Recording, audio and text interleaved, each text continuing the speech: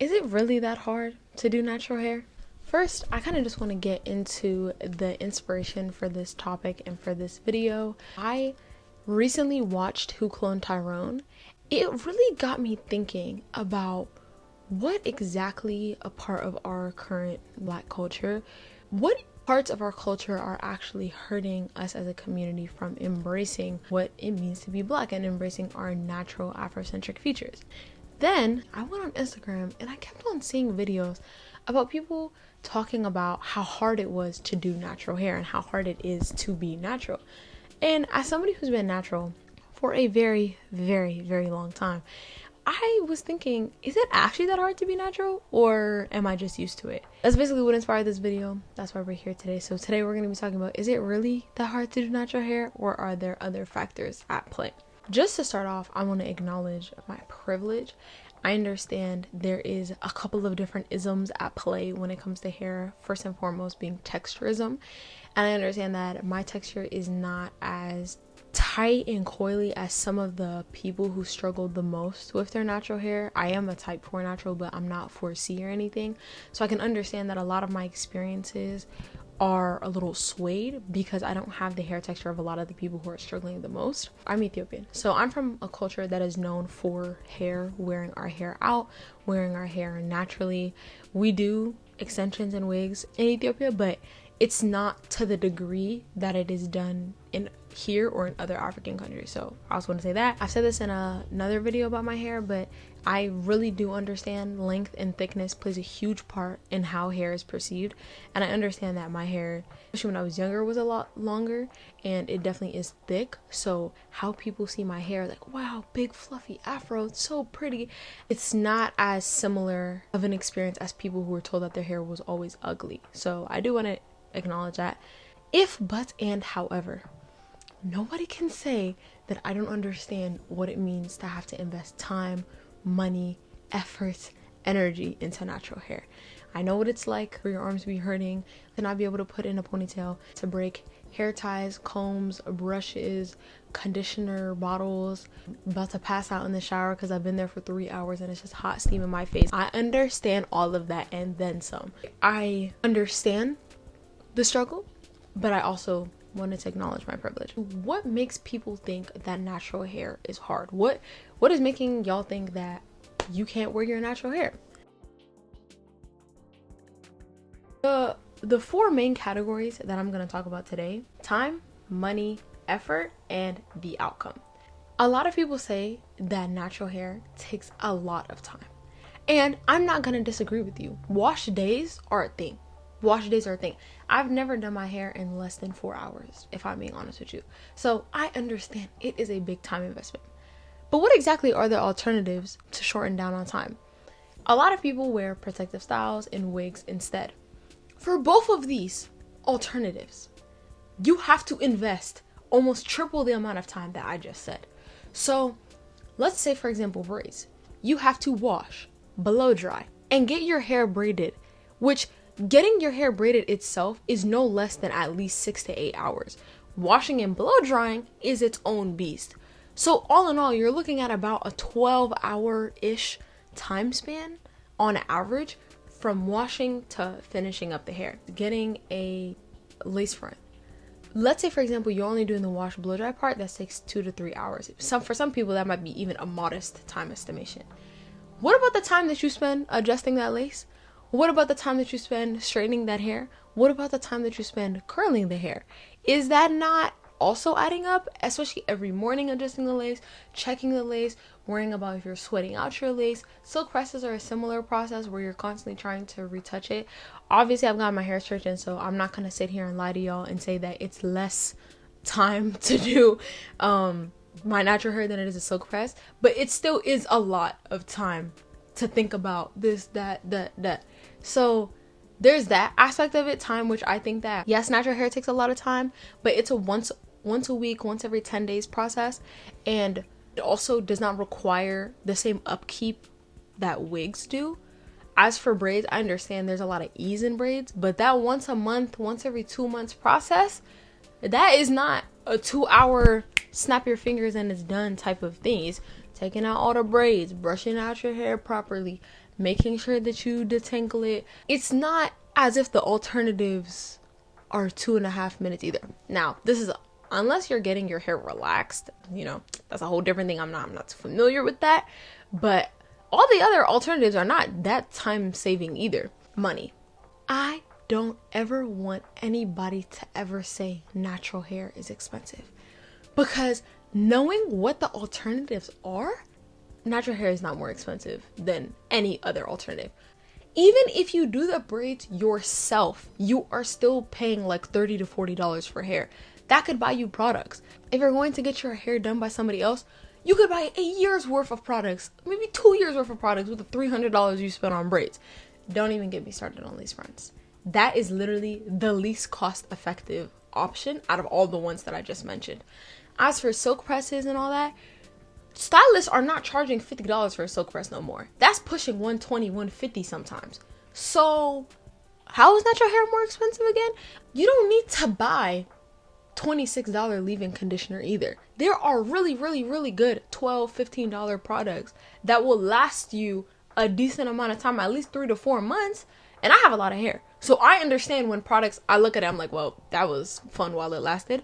But there's also a lot of ones that $12, $13, they come in a good size, good jar.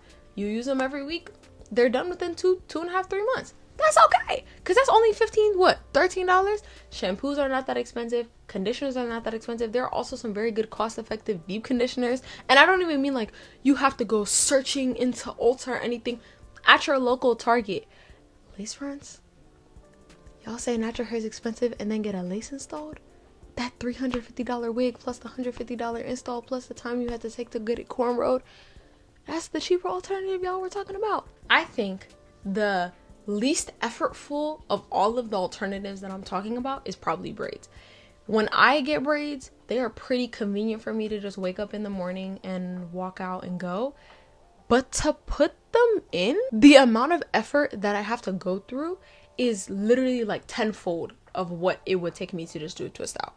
If I go to the salon or to a braider, I have to go through the effort of booking. That in and of itself is a lot of effort, because you got your booking fee, you got your late fee, you got your don't come with your thick hair fee, you got the stress of making sure that you get there on time.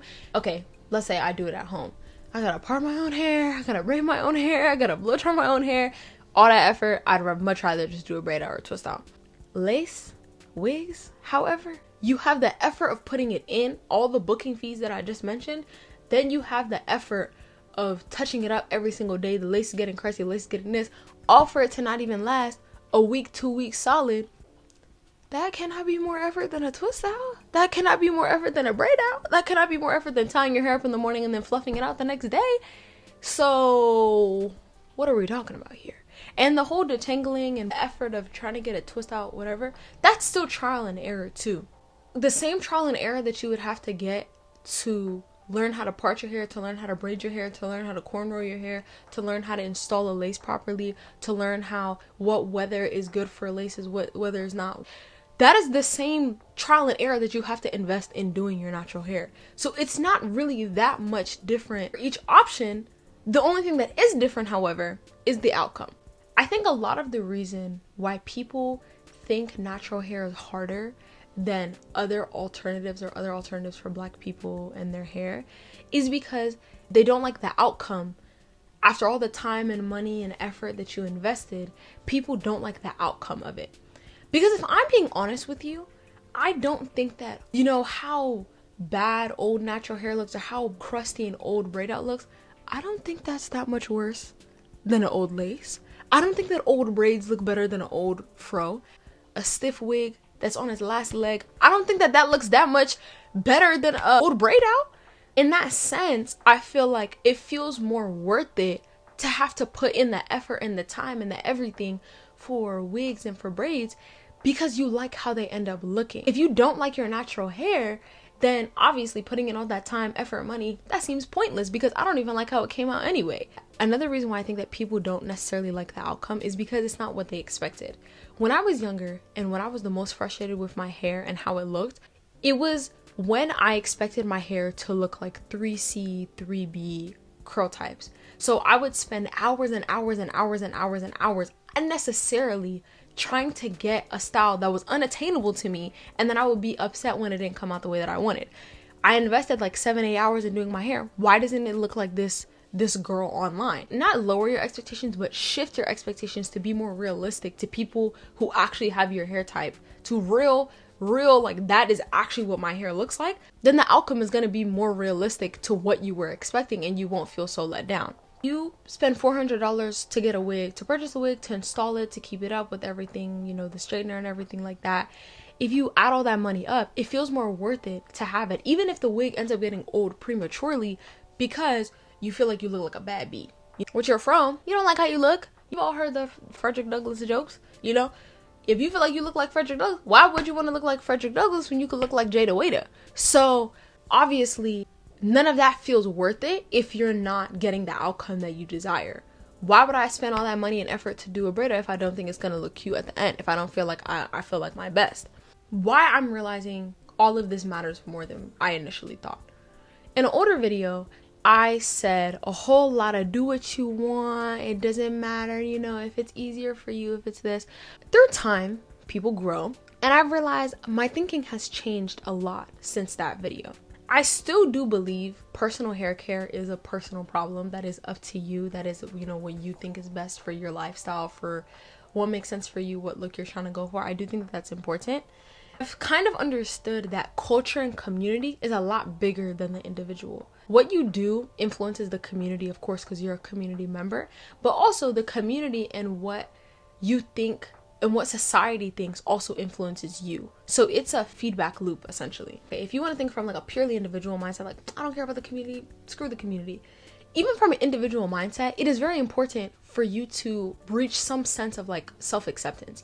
Never wearing your natural hair, never liking how it looks, always asking people to excuse what you look like when you have your natural hair out.